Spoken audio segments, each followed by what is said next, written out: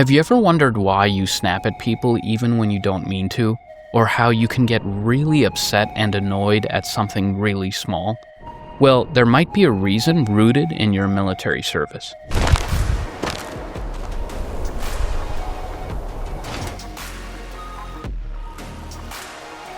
I'm Dr. Sharma, physician, board-certified psychiatrist, and Air Force veteran. Irritability is one of the most important topics in veterans' mental health. It's one of the most common symptoms I talk about with veterans during evaluations, next to depressed mood and anxious thoughts. And it's a problematic one because irritability causes problems in almost every facet of your life, as a lot of you guys know. It can cause you to be easily angry with your family members, your spouse, your kids. It can cause you to explode at people at work, causing you to get written up or even fired. It can cause you to get into conflicts with people at the grocery store. It can even sabotage your medical care if you're getting irritable when going to the clinic. You can really see it in most of the settings in your life. But why does this happen to veterans, and what can we do about it? The most important question is why. As always, we have to get to the root of the problem. Understanding the root also makes it clear in our minds so we know what to tackle. Now, keep in mind, I'm going to be talking about the common causes, but this is going to vary based on each individual person. Now, in the military, we're often taught, and actually it's ingrained in us, that we have to respond quickly to things that happen. If we don't respond quickly, and often strongly, then someone might lose their life.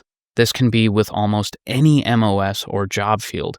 And of course, the reasoning for putting this pressure on us makes sense, right? I remember when I was going through training, they drilled into us how important it is to quickly get on a tourniquet, administer medication, put in an airway, the list goes on, and the sense of urgency was strong and it was needed. No way around it. But the problem comes when you're back home and you still feel that sense of urgency, but you're not in the same environment where that's required. So you might be at home now, no longer in the military, and let's say you're getting ready for work. One of your roles is getting your kids ready for the day, but one kid refuses to put on their clothes and the other one refuses to eat. Your mind immediately goes to the worst case scenario, and you get frustrated, upset, you might yell. This is because in your mind, the immediate thought is, hey, if I don't get all of this together, and all of us out the door within the next 5 minutes, something terrible is going to happen. Even though rationally it's not, right? It's hard to convince the brain otherwise, though. And this happens to all of us. I've had problems with irritability over the years. It got better after I went into psychiatry and I learned a lot of these strategies, but it was a big problem for a long time. Another big cause of irritability is pain. This can be chronic pain from musculoskeletal conditions like back pain, knee pain, other joints and areas of the body. This is also really common in veterans because military service takes a toll on the body. The repetitive, high-impact activity, so this includes running, hiking with heavy packs, patrolling with heavy equipment, all of that results in the person developing chronic orthopedic conditions that might require medication, physical therapy, or even surgery. We know that pain lowers what we call the frustration tolerance, right? Which is, of course, just a fancy way of saying you're able to tolerate a lot less when it comes to things that happen in your life. So without that pain, maybe you would only get frustrated and irritable if the transmission in your car goes out. But now, with the pain, that same level of frustration and anger comes out even if you just need to refill the tires with air when the weather changes or something small. Pain is tough. It affects your sleep. It's demoralizing. It limits your activities. There are a lot of ways in which it can lead to you being irritable. Another cause is, of course, anxiety, depression, and PTSD. These conditions predispose people to become more irritable more easily. In fact, there's a term that we call irritable depression, where we notice that the person's mood changes quickly and strongly, they get angry very quickly, but they remain irritable and depressed. These folks can also get misdiagnosed as bipolar disorder just because their mood changes quickly, which again is not a definition of bipolar disorder. People with bipolar disorder can have quick changes in mood, but that does not equal bipolar disorder. Yet another cause of irritability is obstructive sleep apnea that isn't treated. Remember, sleep apnea causes you to have hypoxia overnight, meaning you aren't getting enough oxygen. You're having episodes of not breathing, those apneic episodes. So this will absolutely lead to problems with mood and irritability during the day. There are a lot of causes for irritability. I can't go through all of them in this one video, but you get the idea. Now that we know of some causes and how this actually comes about, what do we do about it? Well, the main way is by addressing the root cause. So if pain is causing your irritability, address the pain with physical therapy, exercise, medication.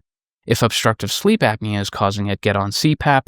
If PTSD or anxiety are causing it, get treated for that. Okay, I know. Don't throw figurative tomatoes at me, okay? I know that is easier said than done. It is really hard to get these conditions treated. Chronic pain is very challenging.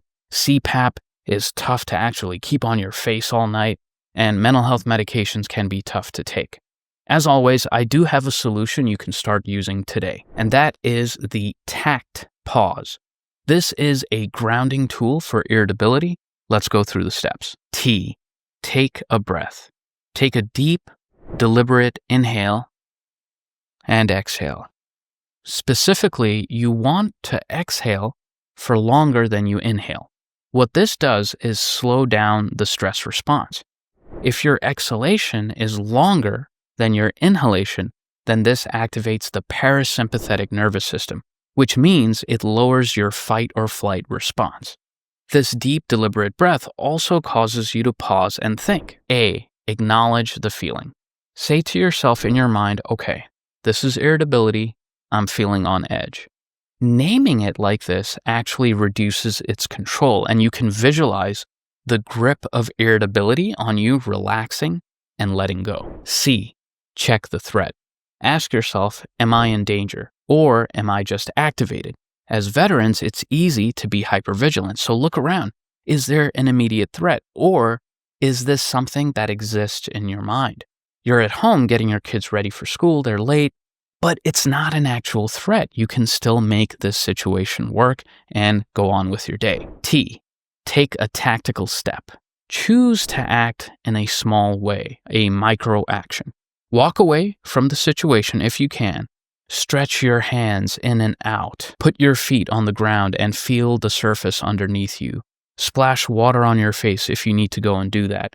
This type of grounding step tells your nervous system that the situation is actually safe. So the next time you're having irritability, you're reacting to a situation very strongly and quickly, think about this strategy, add it to your toolbox so you can come back to it whenever you want. Let me know your thoughts on this topic in the comments. As always, I want to hear from you guys. Has irritability been a problem for you?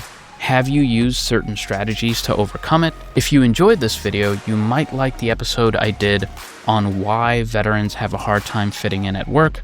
Click over here to check it out.